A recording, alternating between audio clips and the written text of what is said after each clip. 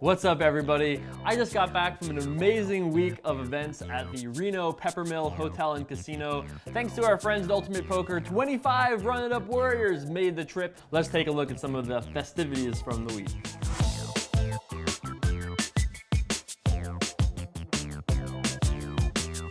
So we kicked things off just how I always kick things off, with a bunch of alcohol. Yes, of course, how else could we not? And it was awesome. Everybody that I met was so cool, so funny. It was such a good group. Everybody got along really well. Cheers, everybody! The Moon Girl was there. Dan O'Brien made an appearance. Yeah, we just had an awesome time, hung out there, and then we made our way over to the tournament area for the Run It Up Open event later that night. I want to thank the Peppermill for having us. These guys have been awesome, as well as Ultimate Poker. We have an amazing trophy for you. No, not the Moon Girl, but still a pretty nice trophy. So let's get those cards in the air. Let's shuffle up and deal. It was a $100 buy-in tournament. We had about 105 players in the event, all in all. For me, it was an awesome moment to see a field of people and to see the Run It Up shirts spread across them. That was really awesome. I actually put a bit of a run together myself. I managed to duck and weave and run hot my way down to the final table. Next thing I knew, I was heads up for my own damn trophy against a member of Team Ultimate Poker, my friend Dustin. So it was kind of an interesting dynamic, but I wasn't able to overcome my chip deficit, and Dustin took home the trophy at 4 in the morning. Here we go, Run It Up. That's right. Legion in the house. That's right. I certainly was a little tired heading to the seminar, though, the next day, which was starting at noon. So what I have here is a hand history that was sent to me a month ago that I have not pre-reviewed. Come on in, Brian. Almost everybody that had come the night before was there for the seminar. I went through the final 3 tables of a poker tournament. I think that guy might have played the hand really well post-flop. We won't know what this guy has unless he slams it on the table. I had nothing! Boom! No, not this time. And I got 4 hours of sleep last night too, and I'm still screaming. Dan O'Brien came and helped me out for the final table and shared his views. When you do something like this in the vacuum, you're just opening yourself up to a lot of variance because you have no idea where you stand in the hand. So after the seminar was over, we all went out and had some dinner on sweet, sweet JCarver money. That's right, the sweetest kind of money. Then we hit the cash game tables. We actually had 3 full tables playing some 1-2. My table was the most fun because we were drinking and also gambling. We were doing 10-way pillow flips every 30 minutes. That's a good way to get the game moving. So we kicked off Friday with a kind of an innovative sort of live online thing. I had wanted to do something special for all of our VIP winners who won their way to Reno and to give them a chance to play in the main event. So we thought it would be cool to have these guys play on Ultimate Poker, a 15-person tournament, and whoever won would win a ticket to the live 1K buy-in main event at Peppermill. And everybody brought their laptops. They all showed up to this Fireside Lounge, which was an amazing place. There was a bell people were ringing when they were sucking out on people. Good game, sir. Eventually, Clint ended up winning this free-roll tournament for $1,100. I feel fantastic. This is already the coolest trip I've ever been in my entire life, except maybe my honeymoon. So later that night, we actually did another online event in the high-stakes poker room at Peppermill. We just did an open tournament to anybody in Nevada, so we kind of converted half of the high-stakes poker room into like a computer lab of sorts. Everybody just had their laptops all laid out. It was kind of a cool environment, to be honest. We had 2 guys make the final table, and I think the closest we got to winning was like 4th. So close, but not quite enough. Still a really fun event either way. 3, 2, 1. Run it up! You know, I had very high hopes heading into the Peppermill event. You know, I had never done a live event quite like this before, but even with my high hopes, I still think we smashed my expectations. I had such an amazing time. Peppermill was absolutely a phenomenal partner and a great host to us. It was great to see so many guys at home that were cheering us on and helping us out, supporting us on Facebook and Twitter and social media. I really appreciate all you guys that helped us out with that, and I think we'll see some more Run It Up events very soon.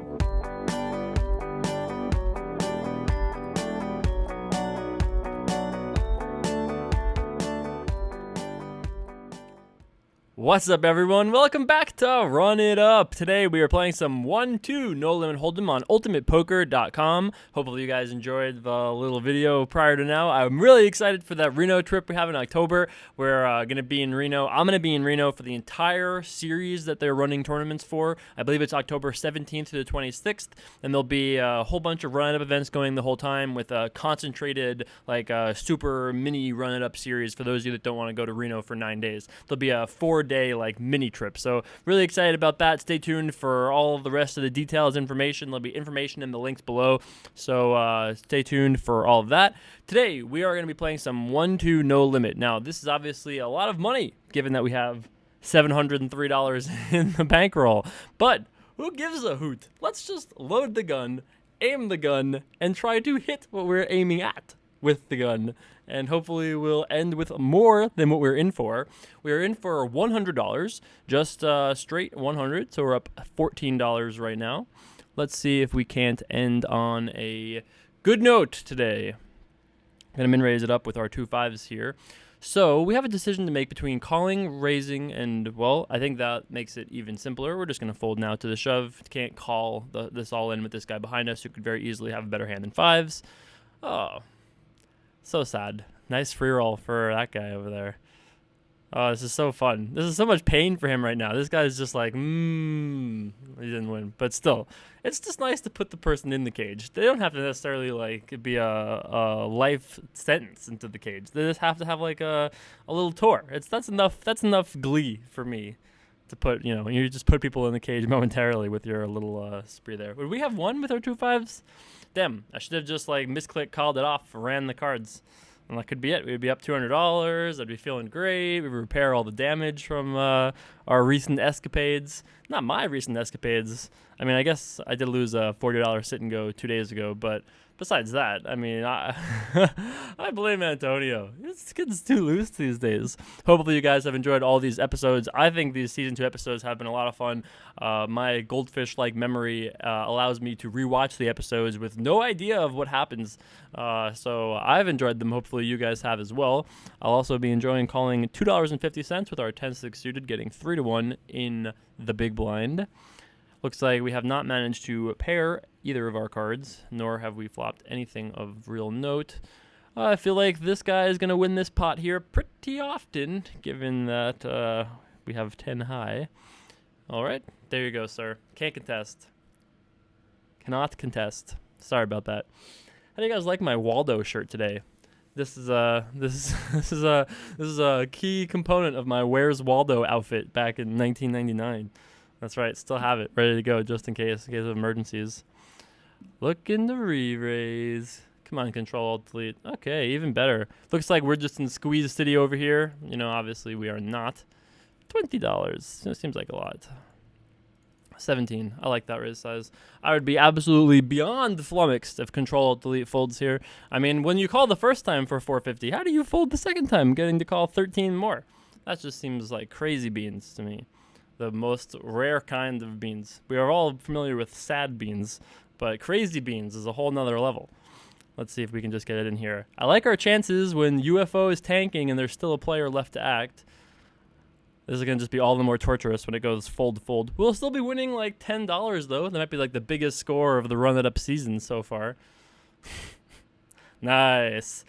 Getting it in pre-flop with pocket aces. Okay, here we go. I'm all in this. I've got the ace and the ace. I'm all in. Okay. Lovely shape for us. Don't like his chances. That's why you fire the 1 bullet, boys. That's why you load for 100. All right, there we go. We've already managed to spin it up. This should just be a mini-sode. We should just be this should be the end right now. This should just be the off-ramp. Thanks for watching. We're going to just take this money, go back down a level.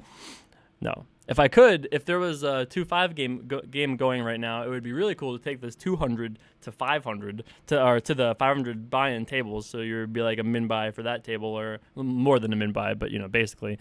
That's the real way to run it up. We should do that. We should do the martingale it up episodes one day.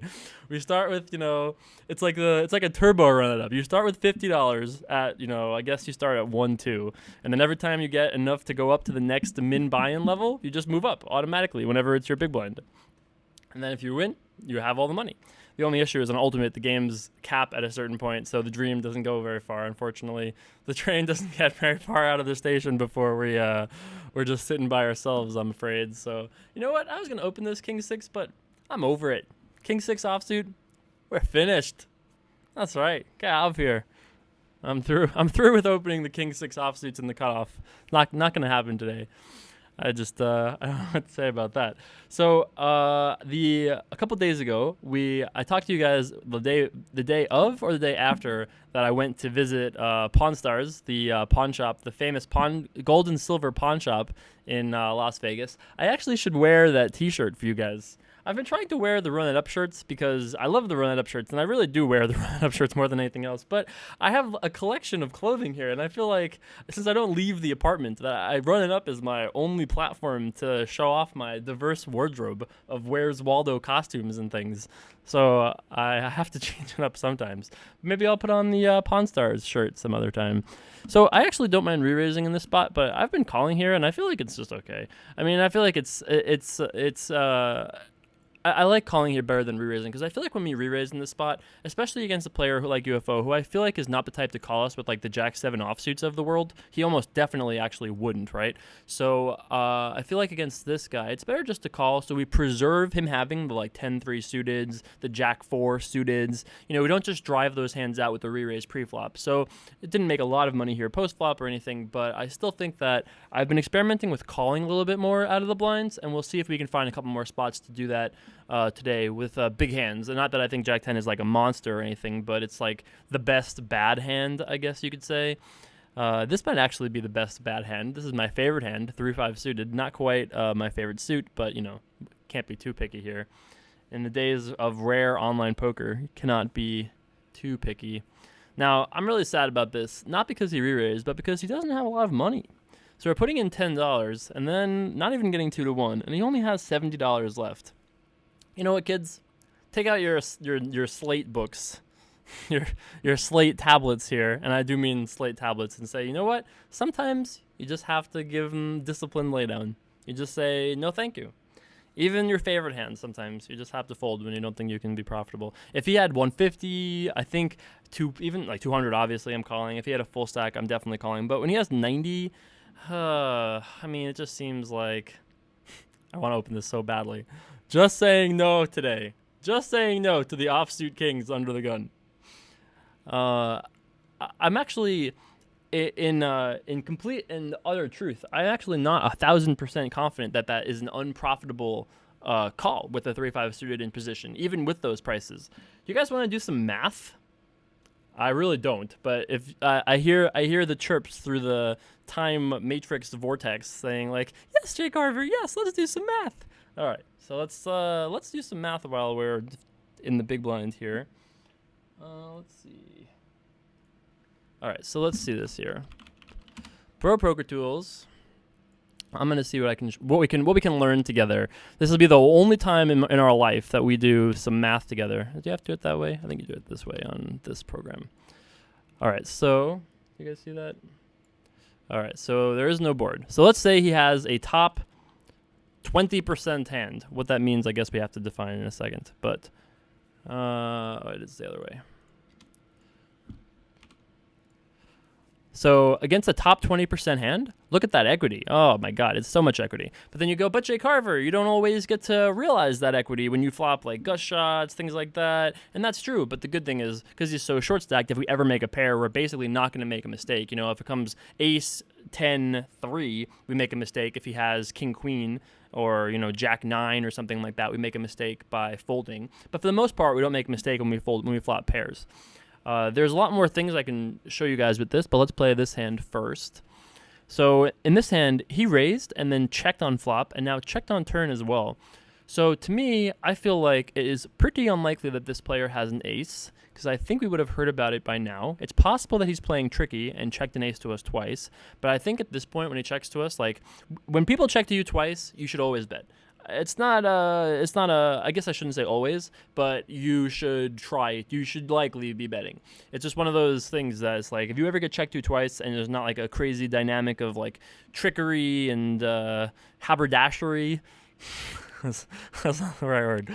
When there's, a lot of trickery and things like that, then you can be a little more careful. But for the most part, when somebody checks to you twice, they're basically asking to be given the business. And so it's really rude not to.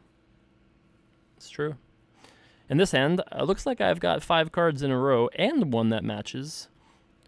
So I don't think he has a lot, because I feel like we would have heard about it on the turn, or if he had anything really. I could have checked to him, but I feel like people don't really bluff when they're checked to. I think people are just afraid of looking silly, maybe, whether it's like on, run it up, or whatever it is. Surely we chop. Oh. No chops here, boys. I'll take it all, thanks. That's right. Ah, yes. The clarion bink bell call. that's right. Min raising it up here with ace-6 offsuit. I haven't forgotten about our 3-5 suited life over there. We will get back to that momentarily. It looks like a pretty good flop for us. I'm going to be tricky, and just check back here. So I think that against guys like this, particularly, who seem like they don't always, like the queen 3 raise in the river was not great. He should have bet turn or done something else. Like, I think against guys like this, it's good to give them a little bit of rope and check back in spots like this, where if we just bet on flop, he just folds so often with like the hands that we're destroying.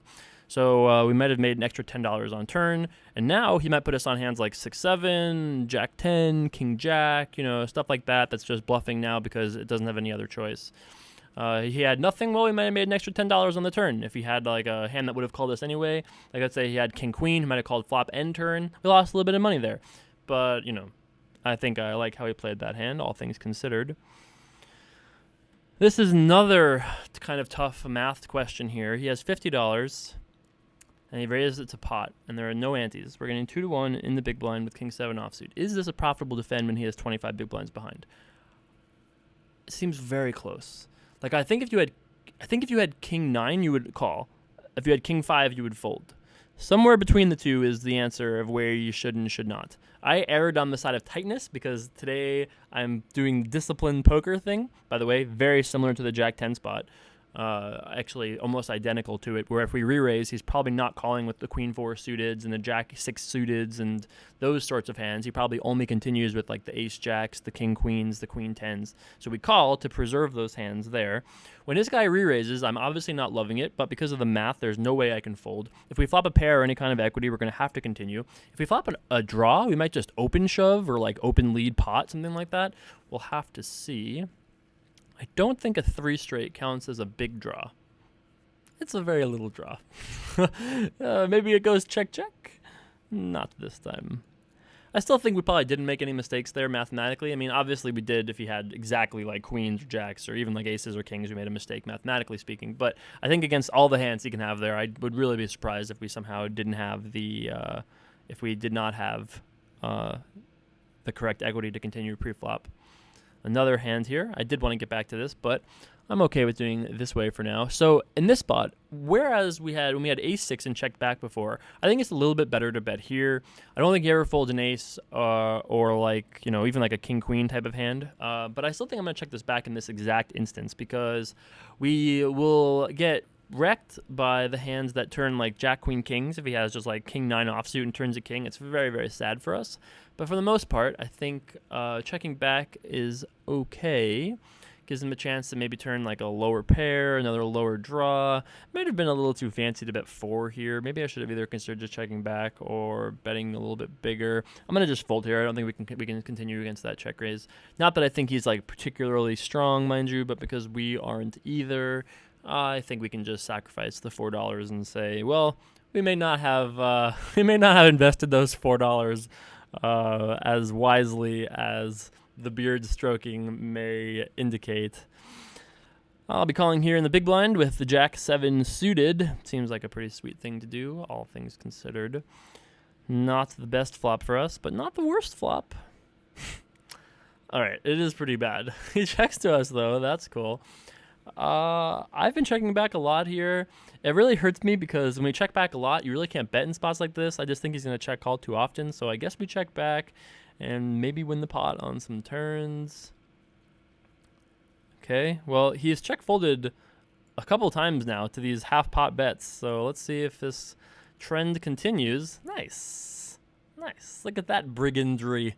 I mean, we probably had the best hand with Jack High, but obviously that's impossible to know, and still we really couldn't call or anything. So like checking back and potentially letting him either improve and win the pot or bluff us and win the pot. I like that we just managed to take our little run it up harpoon there and just make it happen. How would you guys like to see run it up harpoons make it into the shop? That would be a bestseller, I think. It would be like a run it up whaling bundle. You know, you get the harpoons and like a nice little like run it up poncho. Coming soon. Coming soon. In this end, I limped in the small blind and check called a single bet. I actually think we might win this pot, but I'm certainly not going to bet because I don't think he's going to call us with Jack High, Ace High, Kings and Queens, and fours. Oh. Damn. Some people just don't like getting value. Why don't you like value for your hands? You have a full house. I would have paid a pot-sized bet off right there because I, obviously had a hands that could do it. That's a missed opportunity. One could say that was a punt. Oh my God. What is my life right now? I ask myself that question all the time. Gonna raise it up on the button here for $4.50. Don't think I've ever raised on the button before to $4.50 with pocket queens before, so they'll never see it coming. Oh yeah. So if we had kings or aces, I'd probably just call. Given that we have queens, I think I like this and just let him make a mistake and get it all in with us pre-flop. 34 and 50. Okay, I guess we take that as an alternative as well. I didn't think it was too likely that he would fold. I mean, I thought it was possible, but I didn't think it was too likely he would fold pre. I don't really like calling with queens in that spot. I think we just too often will. I mean, I guess we're not making too many mistakes. He only has $70 left, and we're just going to get it in no matter what on basically any flop. I mean, ace, king, X, all of the suit that we didn't have queens in, I guess that would probably do it. But, I mean, we're going to continue on a majority of flops. But again, if we had, like, kings or aces, I think I would have stuck with it and just called pre. But I think when he re-raises like that, it was the first hand we had to recontest. I basically just min re-raised back at him. I feel like he's continuing with a pretty good chunk of his hands there. Let's make it, again, the 450 raise under the gun here. The power raise, the hammer. $4.50 dealer. Let's see what UFO does over there. This is a great spot for us. I'm a little concerned about Spree 4 over here because he cold called us out of the small blind. Whenever people cold call you out of the small blind, you have to imagine that they're in the small blind, they have half a bet out there, they're chewing on some celery or whatever it is, and then they look at your raise, look down at their cards and say, I'm going to call in the worst position. So usually that means they have to have something pretty good. On this board, this is still pretty Swiss cheesy enough that that he will like fold a bunch of hands like pocket eights, maybe like ace 10, queen 10. What was our hand? Jack 9. Yeah, so queen 10 is better than us. So he's going to have some hands that are still good enough to call pre-flop that will fold on a king 7-7 board. So that was why I fired. But if you saw, I did fire pretty small. I think I fired 4 into whatever. Anyway, let's go back to the laboratory over here for a second. And just so you guys can see this. Now, I'm not sure. We talked about this before when he re-raised us. This was exactly the same opponent, actually. We made it 2 or 4, and he made it 13, right? Something like that early on in the video. So I'm not sure what this number actually is as far as like what his hands actually are. And we can also dig up what this actually means as far as defining what top 20% is. I think you do that this way. I'm not sure if you can even get that to spit that out here, but top 20% is going to be, obviously all the premium hands down to like, it's basically like every playable hand that you would expect in Hold'em, right? Because like an average 9-handed player is playing about 20% of hands, so I think that includes things like 10-9 suited, 9-8 suited, hands like king 10 suited, all the Broadways are probably, I'm almost sure, are included in there. So stuff like that. So if you put all that in there, so it just basically means good hands, right?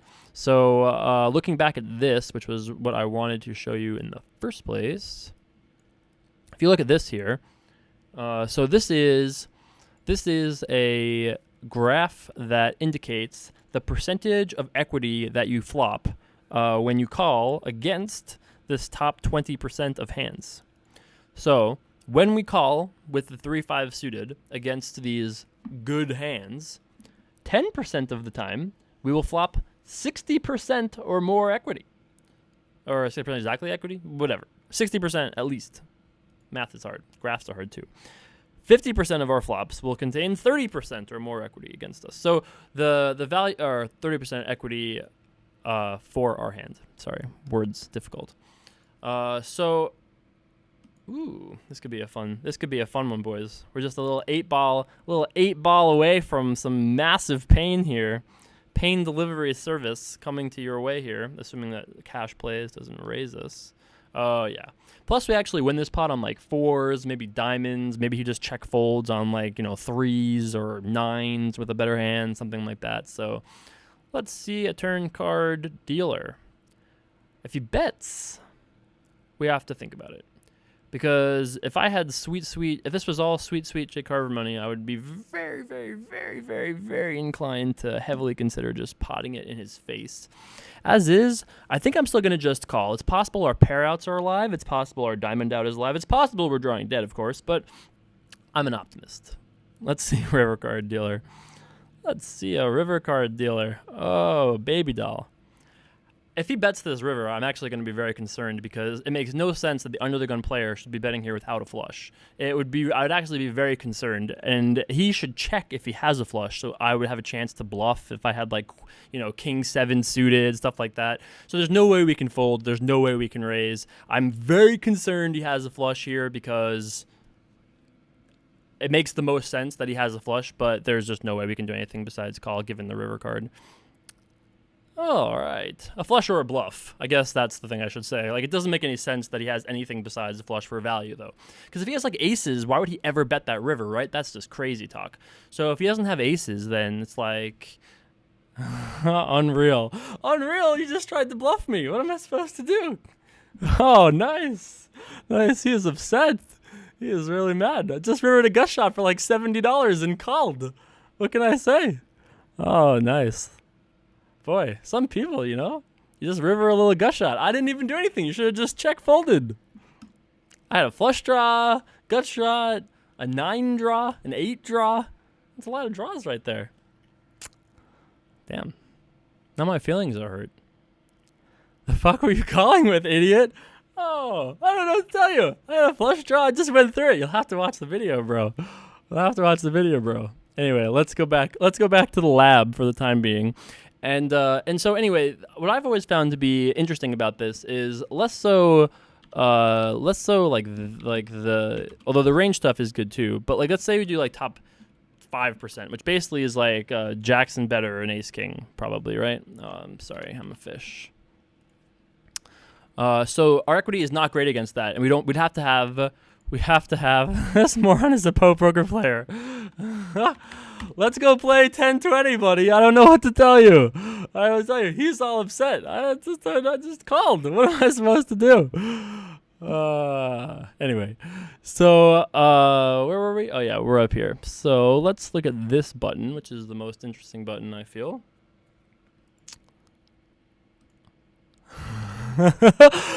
Just for getting there on the river. Oh, all right, bud. Whatever. So, in this instance, so this is against top 5%. So this is like jacks are better, 10s are better, and ace king, something like that. So it's very, very hard for us to flop a ton of equity against them, right? That basically means we have to flop flushes, trips, 2 pairs in this area here. So all of that happens like 10% of the time or less. And then 40% of the time or less, it's like this other breakpoint. And this is like the single pair zone, right? This is like the single pair zone against the range of hands that he has. So like 40-ish% of the time, we're going to have at least 30% equity. So if we're getting a good price and position, we can continue as long as we're going to flop, as long as we feel comfortable about like our opponent's like post-flop, his post-flop tendencies are okay with like, if we can feel out all of those things, then I think we're able to continue here. So to me, the value of this isn't necessarily to be able to go back and say, oh, this is how to play this hand. This is awesome. Like what this helps you do though, is this goes like, okay, so if this player player has all of these hands that is like this and that and whatever else, what's the, it helps kind of construct a post-flop strategy that is math-based, which I think is something that not everybody has incorporated in their game. This is also obviously very helpful for PLO and stuff like that, especially if you're a new player or not familiar with the game. I'm going to check back. We'll keep with the tricky. I'm a little bit concerned about betting on this flop because I think that we might get a little bit of resistance from either player. On this turn, when he bets the pot, I think we are going to just call. Not really sure what we would have that would raise here. We could have a set that would check back on flop, but I don't think that he would expect us to play a set that way or to pair or anything like that. So I'm going to just call for now. Not the river I was hoping for. I think we probably will win. Obviously, we win on kings and eights. Hearts, maybe not, but probably. And I think we also win probably on queens and jacks as well. So I think it was fine. But if it checks to us on the river here, I'm not probably going to call. I'm not going to do anything. I mean, if it checks to us, I'm not going to bet. I just don't think we're going to be able to get both of these guys to fold often enough. This first guy doesn't even have a pot-sized bet left. And I don't think he's going to necessarily be looking for reasons to fold to us. And I don't really think UFO is very weak here. But yeah, so I mean, I didn't think he was very strong either, though. So why were you chasing an 8? Weird. Buddy, why were you bluffing with Jack High? That's weird. I don't know what to tell you, bro. Just gotta pony up more money. Read deposit. I love when people call out poker players as being like terrible, especially poker players that will play them for way higher stakes. Good news. It always is like, that is the best thing about poker, in my opinion, is the most empowering thing about poker in my life was that before I was in poker, when people would say things and they would say things and be like, oh, I can do this, or this is what this is. And, they would have strong opinions on things or, that were just really untenable or idiotic or whatever it is. And poker was the platform that taught me the mechanism of the beautiful word, the 3 letters and punctuation, bet with a question mark, because that is the most beautiful thing about poker and gambling is that if somebody says something that they make some sort of a claim, it's very easy to just say, okay, bet. And when people can't back up what they claim with, greenbacks, treasure chest, then, it's just like, okay, buddy, well, then you're still in Clown City, When people are like, oh, you're so bad, JCarver. It's like, great, buddy, great news. I've got plenty of money for you to win. Great news. Silly kids. Anyway, I actually don't know if I'm going to continue this session. I feel like playing 1-2 no limit is a little bit like, playing with fire here. Oh, nice. I just did an impression of you saying the same thing, bud. Nice. So I'm probably going to play for one more lap and then call it a session. I don't think that we should play an extended 1-2 session. We're actually up $240 right now. 943, which I think is like a peak since like the D-Moon era. So I'm going to take this money, put it in the treasure chest, and we'll play some like 50 cent a dollar tomorrow or something different, because I think this has been a really solid single session. I think this is probably one of my favorite episodes, so far this season. So hopefully you guys have liked it as well. Please don't forget, if you like the video, you gotta like the video. Click the like button, to tell this guy, yeah, the fucking fool, Jason Somerville, thumbs up, buddy. That's right. Show your support and solidarity. I don't think this guy has very much. Let's bet $4. I wager $4. If he raises, he gets another $4. You have a 9, buddy? Got a 9? King Jack is not going to win. How did I play that one, pal? I'm just saying, I think I played that one very well. I bet and got more money on the river. How do you like that? I guess he was hoping I had Jack 10 and just called and then said, I have Jack High. Do I win? And I wouldn't have won if that was the case. But thankfully, I had top pair and top kicker. Oh, you said you had top. I did have top. It's true. I actually had top 2. Top 2. Oh, life. I love poker so much. Have I ever talked to you guys about how much I just love poker? It's really a beautiful, amazing thing. And I'm very grateful for it being in my life. You know, what would life be without gambling? I feel like there's a saying that was said by one of my best friends, the one and only Leo Walpert, World Series of Poker bracelet winner Leo Walpert, and his saying, and I'm maybe paraphrasing slightly, but when he was in college, he said, and I feel the same way, so I'm going to just steal it and rephrase it for me. Let's give it a little queen ball. It's a little queen ball. Okay, he's got a chance. That's all I wanted. Not enough of a chance.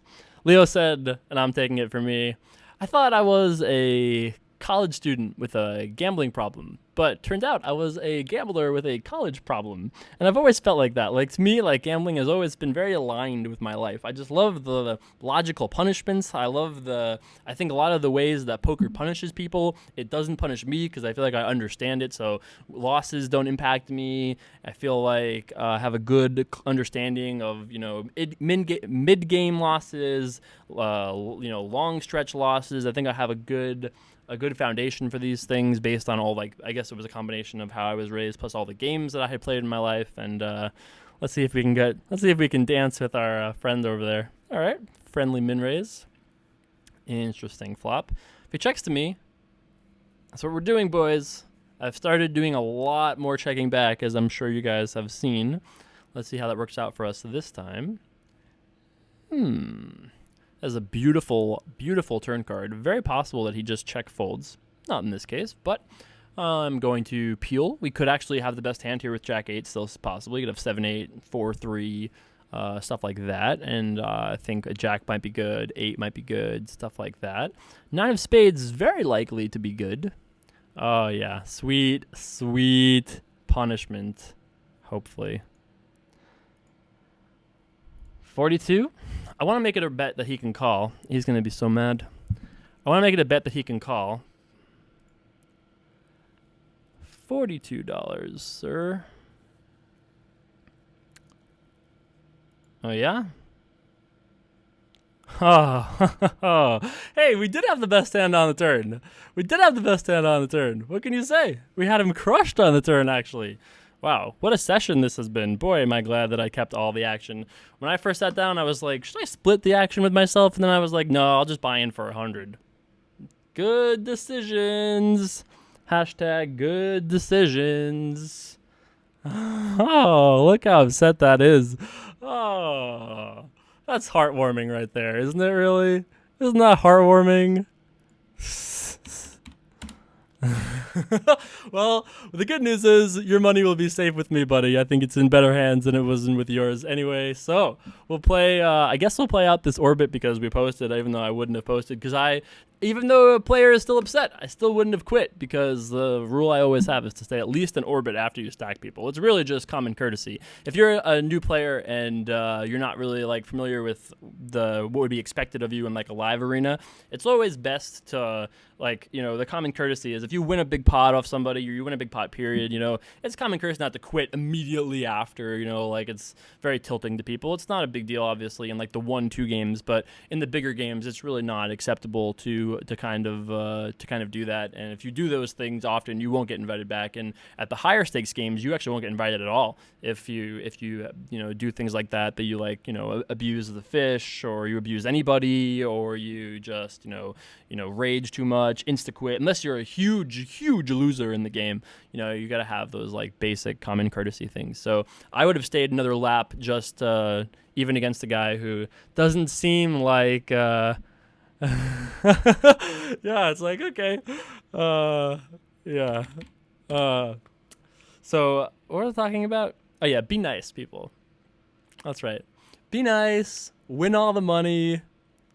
All right. Discipline. If I call, we'll be at like 420, though, which is kind of cool. We are getting 2-1 exactly now. All right. I think we actually can call this. It's not that different from the 3-5 suited. Okay, pretty good flop for us. Glad we have 6-5 and not 3-5. So if he bets small, I'll probably just pile it in his face. If he pots it, I think I'm actually piling no matter what. If he piles it in our face, that's probably like the most annoying thing. But even if he does that, he sometimes just has ace queen and we have the best hand because we have open ender and our pair draw. When he checks it. So I don't want to just bet pot, even though I want to maximize my fold equity, but I also don't want to look like I just want him to fold. So I think betting like 21 and then not folding because we're going to be priced in is the way to go. If he has a hand like 2 jacks or 2 10s, maybe once in a while that hand will just fold. That would be awesome. If he has ace queen or ace jack, I'm also fine with that hand folding because, you know, again, it's like, you know, totally fine. So all things considered, I'm pretty happy with that. Boy, what a win today. 225, halfway mark. Boom. Boom. These are the tides rising. That's right. Tides are rising. How much money do we even have right now? It's a party. It's a party. That's how I party, by the way. God, JCarver, you're so cool. Nah, that ain't me. All right. One more hand, boys. One more hand for the fans. And then we'll be out of here. Out of here with our sweet, sweet $353 in Profit Town. All right. All right. Let's do a full screen wrap up. All right, everybody. That's right. It's party time. We ran it up today. Started out today with 700 and change and run $357.24. Might be our biggest cash game win ever in Run It Up history. And so as you can see by the very excited board, $1,057.27. Finally broke the 1K mark after an episode is over. That is awesome. I feel great. Hopefully you feel great as well. If you enjoyed today's video, at least as much as our friends seem to have enjoyed today's video, please don't forget to like the video below. Don't forget you can subscribe here as well. New videos coming every single day at 10:30. My goal was to get to $2,000 by the end of this season. I feel like we're on the way, boys. A couple more sessions like this and we'll be there. Just maybe we get there in like 3 days. 3 more sessions like this. It would be easy peasy. Don't forget, you can also follow all things Run It Up on my Twitter at Jason Somerville. Also, runitup.com. You can get yourself a nice little t-shirt. Can't quite get yourself that cool helmet or a picture of Uncle Lorenzo, but still, plenty of good things there. Anyway, it was a good day today. For sure it was. I'll see you guys next time for more sweet, sweet Run It Up action. Peace. Nobody likes knit bitches. Have we been over this before? Yes, JCarver, we've been over this before. Let's just vacuum up all of the chips. Let's just put them all in like a treasure chest for chips. This is destroyed by Mr. Sillyhead. How do you guys like this destroyed thing? If poker hands were layers, this would be considered ass tier. Those are the options, slutty nurse. What'll it be? Oh, JCarver, I don't know. My boobs are just so big.